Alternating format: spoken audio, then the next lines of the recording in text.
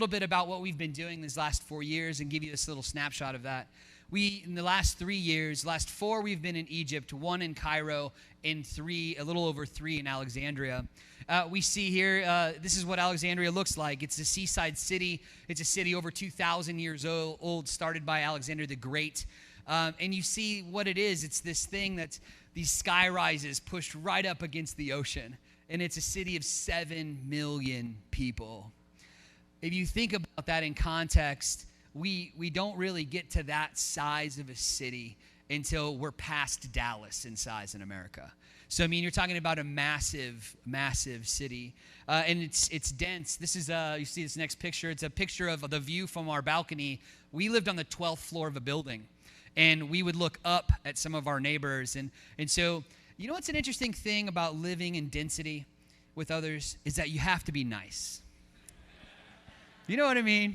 You have to be nice because guess what? There's a lot of people around you. And if you're not nice, then everybody knows that about you. And so it's an interesting thing with that. But it's also an amazing opportunity. We would stand out on this balcony and we would have prayer on Sunday nights. And we would stand and pray out over the city. Pray for the people of the city that they would come to know Jesus Christ. And we would stand and we would contend and pray blessing upon the leadership of the country and ask that the Lord by his Spirit would come and move upon the hearts of people, that they would be drawn to him, that they would experience him firsthand. And it's something humbling about that because you see this, you understand the sea of humanity that's in front of you, and it's a little bit overwhelming, but it's also amazing to be able to be part of those who are taking the message of Jesus Christ forward, light in the darkness. Amen? For those who live in their car every day, every weekday, I feel you, I understand. I have been doing that as we've been living abroad. We would go, let's say the closest thing to us, that's a mega store like a Walmart, is Carrefour, which is a French version of that. It's like 4.5 miles away. And it takes, on average, about an hour and a half to get there. You can see the picture of the cars here. There'd be 3 lanes of traffic painted on the ground and 5 lanes of cars. So they drive the way you want to drive. You know what I'm saying? Like, whenever you don't want to hold back, you're like, forget these people. I'm going around. You know what I mean? Anybody? Yeah? How many people, thought about getting a bigger vehicle to drive over the car in front of you? You know what I'm saying? And this is the same concept. So we were very thankful at a Speedlight vehicle, but it's a very small car. We could never see around us. But it is one of those things where it's funny. They would sell the car, and your car holds so much value in Egypt. They don't count any of the dings or dents or scratches on the outside as diminishing the value of the car. That's how often you're in a car wreck. I'm not joking. And not just that, but because there was a city built before cars, right? So you have the narrowness, but you don't have the regulation of Europe to keep parking where you can actually drive there.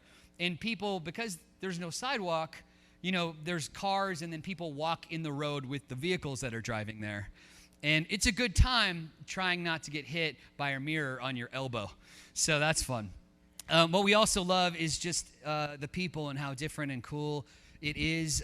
It's actually a very young country because there's been a big boom, seeing a major population boom happen. Where they have jumped above 100 million. Some estimate 110 million. You see these kids that are running for the tram and hitching a free ride on the back, which is pretty regular across the world in different places. We're pastoring Alexandria Community Church. You can find Alexandria Community Church at Church and Alex on all the different social media. And it was a blessing to be able to be a pastor there and to care for that community of faith. We, on average, would turn over 40% a year. Is very transient because we had people graduating out for university. We had teachers coming and going. We had international business people. And so it was an interesting thing because you had such change happen. But at the same time, it was amazing because you're building friendships with these people that now live across the world. And so whenever you start talking to somebody, you're like, oh, I have a friend that lives there. And they're like, what? And you start talking about context about a good friend you have whose name and story that you know because you've lived with them.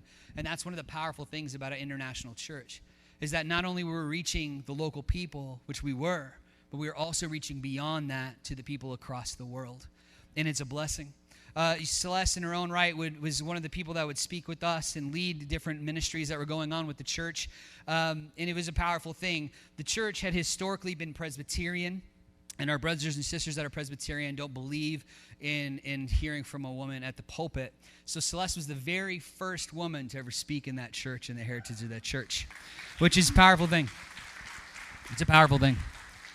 And we're thankful for that and for the people to embrace that change. It's quite a change for many people, and we understand that. The community was built up of all sorts of different people from different places. You can see them here as we have one of our agape meals. You see them in this next picture is one of our photo groups that we did, that people were taking a jump in front of one of the Citadel. That Citadel stands in the place that the Lighthouse of Alexandria stood.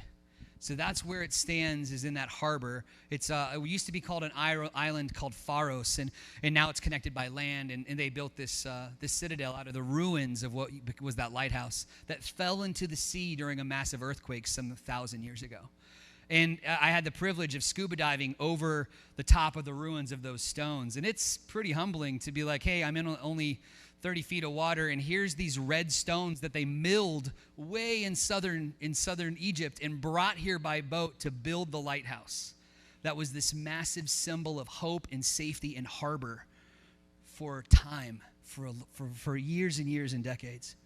Also had the opportunity to go and to be part of people's milestones of faith, getting to baptize them, lead them to Christ, and see those things happen. We got to be, this is my friend Aaron, who feels a call to God on his life. He's supposed to be a guy who's in finance, but every post he has is God with us and talking about God doing something in his life, and I see the call of God all over that guy. We see the next picture is these guys, we're having a community feast together. We call that agape. People would come and share it together and bring different items to share. And it was always a good time. You always get to meet new people from new places and have those connections.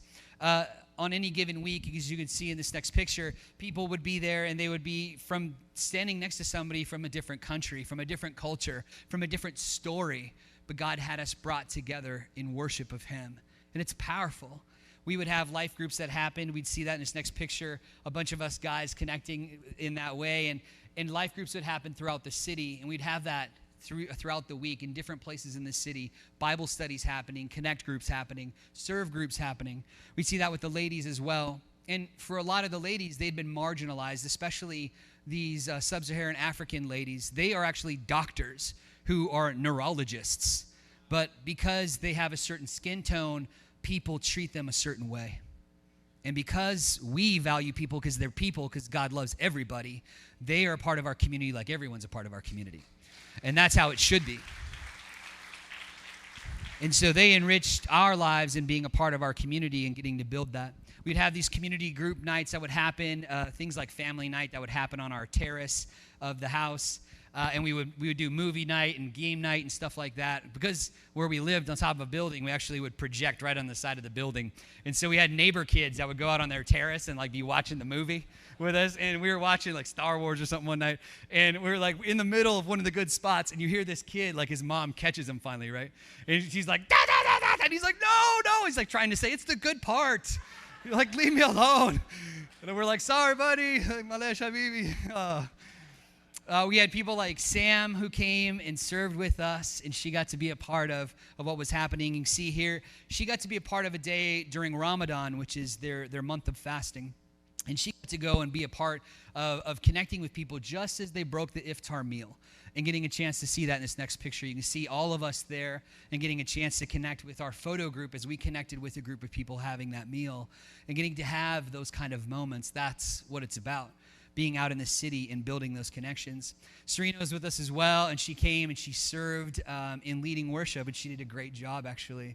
And it really stretched her in that way. You can see here, we were actually exploring some ancient Roman situation that none of us knew was even there. We drove by it all the time. And then one day we were like, hey, what is this? And they're like, oh, that's like 2,000 years old, no big deal. Because in Egypt, 2,000 years old is no big deal. But, we thought it was cool. I was like, this is amazing. So we went over and had a chance to check it out. But that's what it was about. That is what it meant to be a part of Alexandria Community Church. And we thank God because when we came in as the pastors there, they hadn't had pastors in over 5 years. And so we had went to go plant. We were going to plant from the ground up. That was our plan. But in talking with people, they said, this is the last international church that meets every week. It's the last one in a city of 7 million. And we talked with Pastor, we talked with Dick Brogdon and a number of other people that spoke some wisdom to us. And we said, put it before the Lord like a fleece and see what the Lord would say to you. And we had felt peace about taking that position and being there and committing to 3 years with them. And we did so, and God blessed it, and we saw it over triple in size. Despite the transition, we saw it continue to grow, and people step up and take their role in leading and serving the church. We thank God it's transitioned to other pastors, since there's continuity of leadership. We're believing for the future for that church, and believing for the future of churches in the Middle East, as we have friends that are now going to launch international churches in Lebanon, in Iraq, and even in Saudi. And so we ask the blessing of God upon them as they go and what they're doing.